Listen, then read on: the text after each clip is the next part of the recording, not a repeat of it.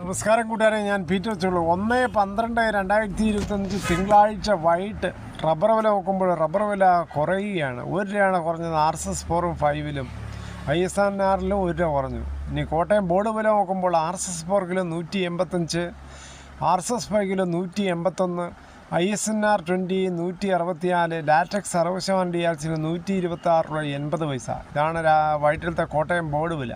ഇനി കൊച്ചി വില നോക്കുമ്പോൾ RSS 4 കിലോ 185, RSS 5 കിലോ 181. ഇതാണ് കൊച്ചി വില. ഇനി അഗർത്തല വില നോക്കുമ്പോൾ RSS 4 കിലോ 174, RSS 5 കിലോ 169.